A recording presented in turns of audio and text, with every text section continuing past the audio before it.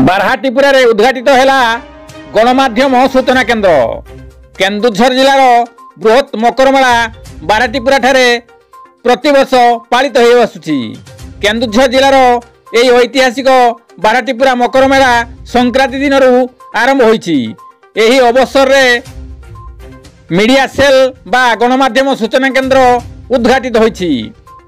कोठ तहसीलदार बलराम पंडा एवं सरपंच गोवर्धन नायक यह उद्घाटन करछंती एवं तांको पुष्पगुच्छ देई सम्मानित कराइथिला।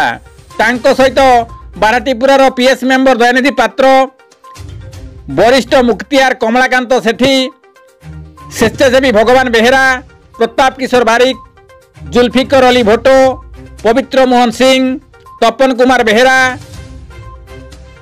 ता सहित दैतारी नायक एवं विदेशी नायक प्रमुख नीलकंठेश्वर दर्शन और मेलार श्रृंखला आदि दिगरे यही मीडिया हाउस रो सेवा अत्यंत उपादेय।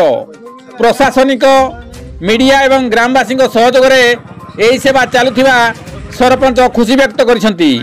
चलित वर्ष मकर मेला समस्त को मनोरंजन माध्यम जोगाई देउ बोली रेडियो पार्टनर 90.4 रेडियो उपकार आम प्रतिनिधि मनोरंजन दास एवं केडी न्यूज रो मुख्य कविंद्र राउत आशा व्यक्त करिसंती।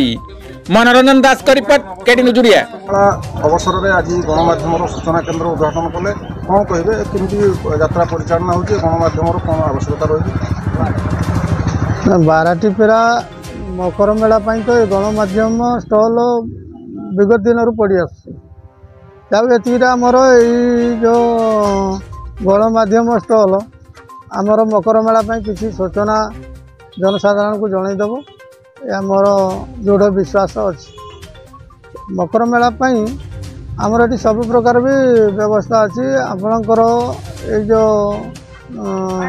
मीडिया हाउस कड़ को लगिकी आमर मेडिकल स्टल भी पड़ो आउ पुलिस मुतयन तो हो गला आ सब प्रकार व्यवस्था पानी व्यवस्था भी आम 8 तारीख सुधा आम सब दुकान आमर 2025 वर्ष भल हो यात्रा आम आशा कर सहयोग कामना कर माने प्रत्येक वर्ष भली वर्ष केमती आशा कर ना प्रत्येक वर्ष भली वर्ष मु भावुची आउटे उन्नत धरणर आपण मानक समस्त सहयोग रहिबा नित्यांत आवश्यक।